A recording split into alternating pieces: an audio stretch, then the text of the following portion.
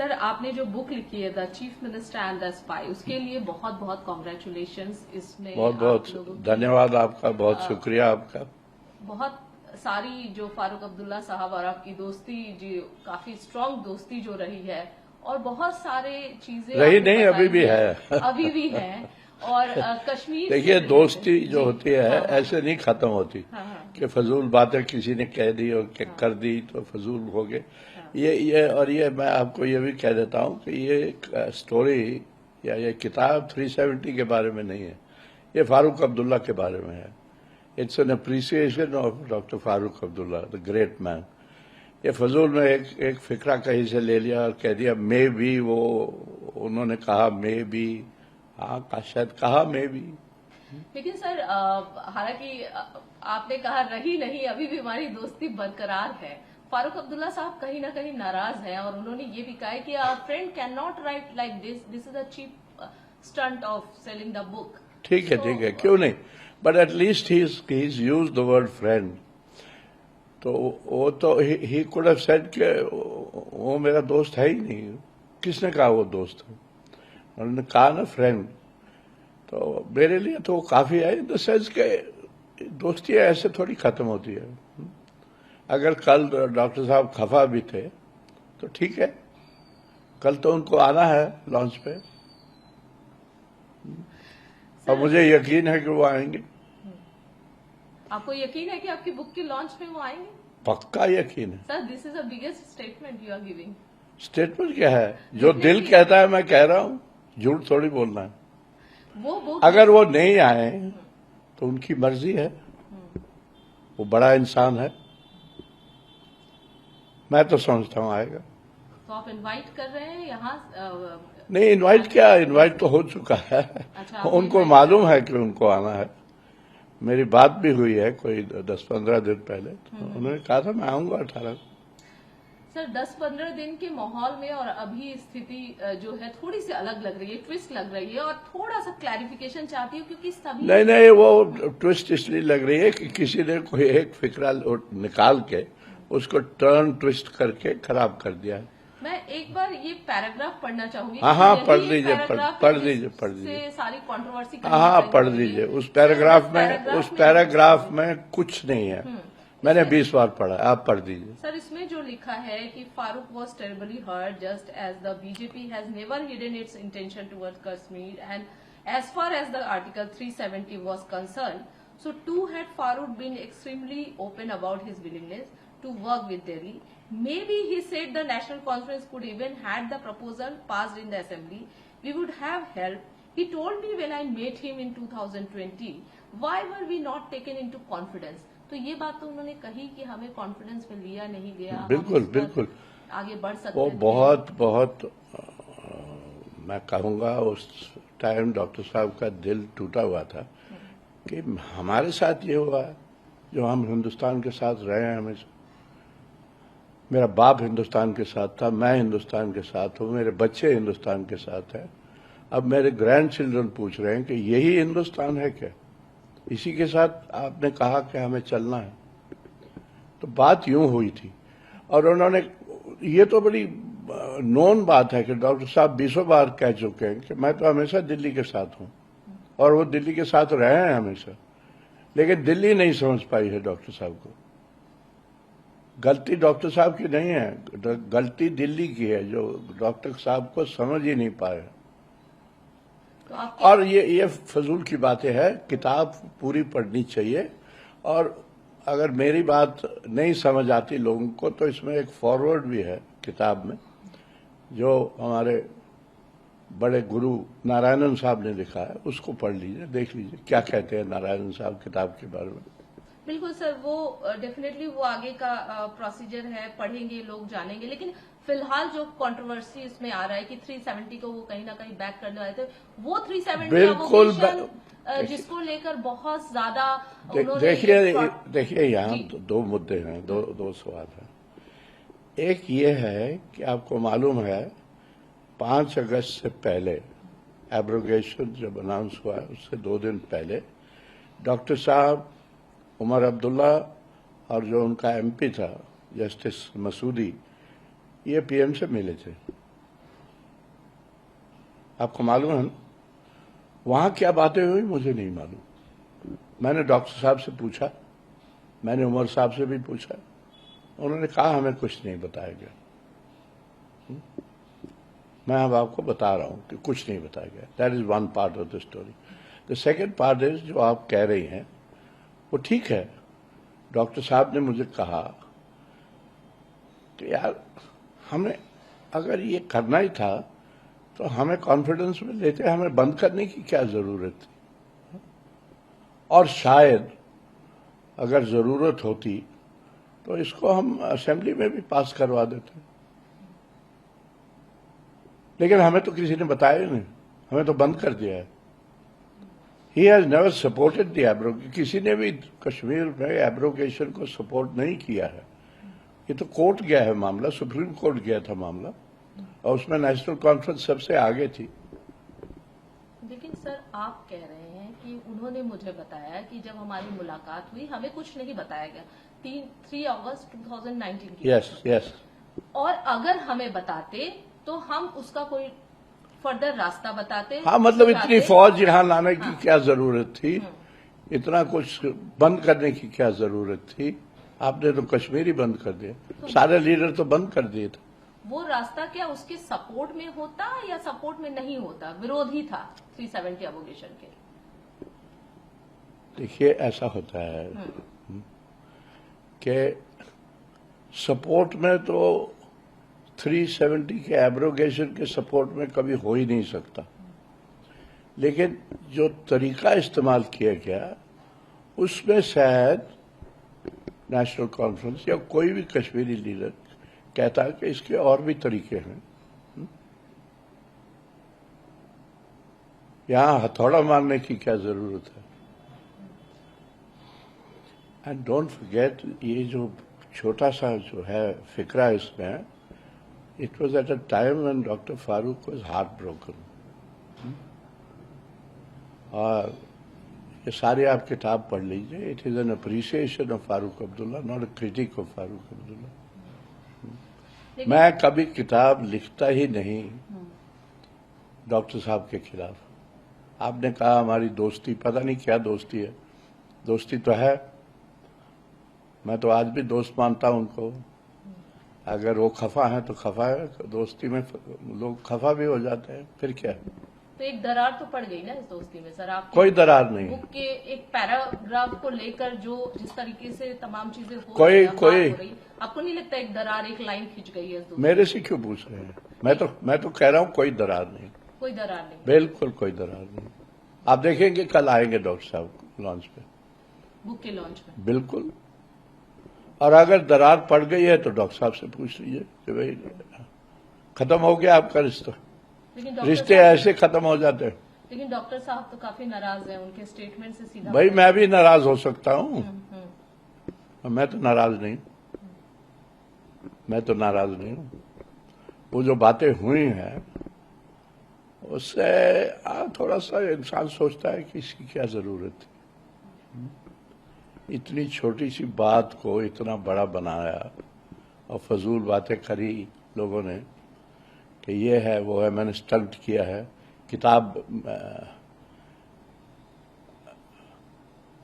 किताब बेचने के लिए मैंने स्टंट किया है, ये कहा गया है ना? हाँ, क्यों? हाँ, this is a cheap stunt. Yes. So if somebody thinks it's a cheap stunt तो ठीक है, उसमें भी मुझे कोई इतराज नहीं। जो भी कोई कुछ कह रहा है ना, मुझे कोई इतराज नहीं। मुझे सिर्फ एक ही चीज पे इतराज है कि लोग किताब नहीं पढ़ रहे हैं, ना किताब पढ़ रहे हैं ना उसका फॉरवर्ड पढ़ रहे हैं। आप पढ़ लीजिए प्लीज, जरूर सर। आप पढ़ लीजिए और फिर इंटरव्यू करेंगे और आप फिर मुझसे बताइए या कहिए कि कैसी है किताब। आपने फारूक साहब को नेशनलिस्ट कहा, दिल्ली के काफी करीब थे वो, इस बात का भी आपने जिक्र किया है किताब में। Can you please explain sir? भाई उससे बड़ा ना तो कोई लीडर है कश्मीर में, हाँ? उसके हाफ साइज का भी कोई लीडर नहीं है। उससे बड़ा नेशनलिस्ट भी कोई नहीं है। और क्या सवाल है आपका? एक सवाल ये भी है सर कि उनको कई बार धोखा हुआ, कई बार धोखा दिया गया, हाँ, ये भी आपने मेंशन किया कि उनको बिल्कुल। बहुत झटका लगा क्योंकि इंदिरा गांधी चाहती थी कि शेख साहब के बाद डॉक्टर साहब ही मुख्यमंत्री बने, तो वो काफी उससे आहत थे। उसके बाद वो कुछ उसके बाद चीजें उनको धीरे धीरे समझ में आई। That's right. क्या था सर ये जरा अगर no no, it was a betrayal. और क्या था, इंदिरा गांधी हटाना चाहती थी डॉक्टर साहब को और गवर्नर साहब नहीं मान रहे हैं, तो फिर गवर्नर को पहले हटाना पड़ा। ये तो कहानी सब जानते हैं। फिर नया गवर्नर लाए और जी। और बताए। एक और आपने मेंशन किया अपने बुक में कि अटल बिहारी वाजपेयी जो है फारूक अब्दुल्ला को हटाकर उमर को मुख्यमंत्री बनाना चाहते थे। हाँ, ये तो वेल नोन स्टोरी है। क्या इस पर थोड़ा सा अगर आप अधिक जानकारी दे पाए क्या? नहीं, डॉक्टर साहब नहीं चाहता था कि इतनी जल्दी उमर चीफ मिनिस्टर बने या उसको बनाया जाए। पहले उनके साथ काम करे, सीखे, और फिर तो हमारा बेटा है, उसको तो बनना है चीफ मिनिस्टर। लेकिन दिल्ली जल्दी में थी, वो चाहती थी कि डॉक्टर साहब को दिल्ली लाया जाए, और डॉक्टर साहब को कहा गया था कि आपको वाइस प्रेसिडेंट बनाएंगे और वहां उमर को बनने दीजिए चीफ मिनिस्टर। लेकिन उमर साहब इलेक्शन हार गए। इस बार भी डॉक्टर उमर साहब इलेक्शन हार गए पार्लियामेंट का, नहीं तो डॉक्टर साहब ही चीफ मिनिस्टर बनते। फिलहाल जो आपको समझ आई बात? जी जी बिल्कुल समझ आई। फिलहाल जो परिस्थितियां हैं, उमर अब्दुल्ला अगर बात करें तो दिल्ली के करीब नजर आ रहे हैं। आपको लगता है कि एक स्ट्रांग बॉन्डिंग बन रही है एनडीए के साथ, और कांग्रेस के साथ कहीं ना कहीं ये बॉन्डिंग थोड़ा सा डल होता जा रहा है, ऐसा कुछ है आपको लग रहा है? ये तो पॉलिटिक्स है, इस पे मैं कमेंट नहीं करूंगा, सिवाय इसके कि आप अगेन मैं कह रहा हूं किताब पढ़ लीजिए। डॉक्टर साहब ने बड़ा क्लियरली कहा है कि हम तो कांग्रेस के साथ ही रहे हैं, हम तो कांग्रेस के साथ ही हैं, और बार बार ये भी कहा है कि इंडिया अलायंस खत्म नहीं हुई है, उसको कांग्रेस ही आगे चलाएगी। कहा है कि नहीं कहा? जी बिल्कुल। तो फिर मेरे से क्यों कहलवा रहे हैं? सर आपको पॉलिटिक्स के बारे में बहुत स्ट्रांग एक जानकारी, खासकर कश्मीर की अगर बात करें तो आप फारूक अब्दुल्ला साहब के आपने कहा ना, देखिए आपने कहा एक कंट्रोवर्सी होगी, कश्मीर है ही कंट्रोवर्सी। अगर कंट्रोवर्सी ना होती कश्मीर, अगर लोग कश्मीर को समझ जाते और इस किताब को समझ जाते, तो फिर कश्मीर में कोई प्रॉब्लम नहीं होती। लेकिन हम कश्मीर को समझ ही नहीं पाए, और इस किताब को भी अभी जल्दी जल्दी में लोग बकवास कर रहे हैं। कुछ नहीं है इसमें सिवाय प्रेज फॉर डॉक्टर फारूक। एक बहुत बड़ा स्टेटमेंट है सर ये कि हम कश्मीर को समझ ही नहीं पाए। नहीं समझ पाए, क्या वो आज भी नहीं आज भी नहीं कमियां रह गई समझने के लिए? देखिए मैं आपको बताता हूँ, एक मिसाल देता हूँ। उमर साहब चीफ मिनिस्टर बने अक्टूबर में, मैं था वहां स्वेरिंग इन में। जब मैं नीचे आया दिल्ली, मैंने एक आर्टिकल लिखा था एशियन एज में, मैंने कहा था अब बहुत अच्छा हो गया, उमर साहब चीफ मिनिस्टर बन गए, इससे अच्छा कश्मीर के लिए कुछ नहीं हो सकता था, सिवाय कि डॉक्टर साहब चीफ मिनिस्टर बनते। बट अब वो नहीं होना था, डॉक्टर साहब पीछे हट गए थे। मैंने ये कहा था कि अगर स्टेटहुड रिस्टोर हो जाए तो दिल्ली की क्रेडिबिलिटी के लिए भी और उमर साहब की क्रेडिबिलिटी के लिए भी उससे अच्छा कुछ नहीं है। लेकिन नहीं हुआ और नहीं हो रहा है। उमर साहब ने फिर कल परसों बयान दिया, ये कहा कि उनकी फिर बात हुई है होम मिनिस्टर से और अब जल्दी ही हो जाएगा। हम भी कहते हैं अगर जल्दी हो जाए तो बहुत अच्छा है, मुझे लगता नहीं कि जल्दी हो जाएगा। I hope I am wrong. पहले की कश्मीर को जब आप देखते हैं और आज की कश्मीर को, हाँ, मैंने तो कहा है कितना बदलाव दिखता है सर? कुछ चेंजेस, पॉजिटिव चेंजेस आपको नजर आते हैं? बिल्कुल नजर आते हैं। ये जो नेशनल कॉन्फ्रेंस की सरकार बनी है, इससे ज्यादा पॉजिटिव चीज कोई नहीं हो सकती थी, और बनी है with a thumping majority of mandate, और उमर साहब चीफ मिनिस्टर बने, इससे अच्छा क्या हो सकता है? तो आपको लगता है नेशनल कॉन्फ्रेंस पार्टी जो है एक पार्टी है जो कि कश्मीर को आगे ले जा सकती है, progress वही कर सकती पार्टी है और पार्टी नहीं है कोई भी। PDP लोग कहते हैं कि फैमिली राज ये वो, यही फैमिली है, यही फैमिली चलाएगी कश्मीर को। What about PDP and other party? नहीं, उनका रोल है अपना अपना। महबूबा जी का रोल है, उनकी बेटी का रोल है, बन रहा है। सज्जाद का बहुत बड़ा रोल है, वो पॉलिटिक्स में है, एमएलए भी है, और अगर मैं आपको बताऊं तो मेरा दोस्त भी है। लेकिन आपके दोस्त जितने भी हैं सारे आपके दोस्त एक के बाद एक आप पर लगातार अब प्रश्न, क्योंकि उनका ये मानना है कि आप और फारूक अब्दुल्ला साहब बहुत अच्छे दोस्त हैं, तो आप दोनों के अब बहुत अब अच्छे मैं संबंध रहे हैं। आपको रोकूंगा। हाँ। आप कह रहे हैं कि दोस्ती खत्म, दरार पड़ गई, और इस बात से नहीं सर, सिर्फ इस पर्टिकुलर मामले में जो जिस तरीके के बयान आ रहे हैं उस बयान के आधार पर मैं कह रही हूँ, बाकी तो और आप ये भी कह रही है कि सब कह रहे हैं कि नहीं, उनका ये कहना है कि आप लोग बहुत अच्छे दोस्त रहे हैं, आपको बहुत अच्छी जानकारी, यानी कि आपने जो बात बोला उस बात में जरूर ना कुछ सत्यता है और उस बात की क्लैरिफिकेशन होनी चाहिए। हाँ, हो गई ये सवाल है। मैंने दे दी आपको क्लैरिफिकेशन, और चाहिए तो और पूछ लीजिए। सवाल बस सर यही है कि एट लास्ट आपसे वही पूछना चाहूंगी, आपने यही कहा कि मिसकोटेड किया गया है, मेरे शब्दों को पूरी तरीके से मिसकोटेड किया गया, इस पूरे किताब को उस फिक्रे में आपने जो पढ़ा अभी, जी, एक बड़ा टेलिंग वर्ड है, मे बी। मे बी का क्या मतलब है? कि शायद हो सकता है। मैंने कहीं कहा है किताब में कि डॉक्टर साहब 370 को सपोर्ट कर रहे थे, या बाहर नहीं कर रहे थे, अंदर कर रहे थे? बकवास है। कहाँ लिखा है? कौन कहता है? ये मीडिया की स्टंट है, मेरी स्टंट नहीं है। मुझे स्टंट की जरूरत नहीं है। किताब बिकेगी, जो लोग पढ़ेंगे तो किताब बिकेगी। मुझे स्टंट्स की जरूरत नहीं है, ये कह दीजिए कश्मीर में।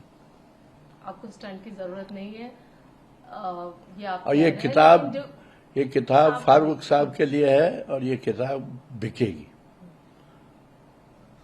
खूब बिकेगी।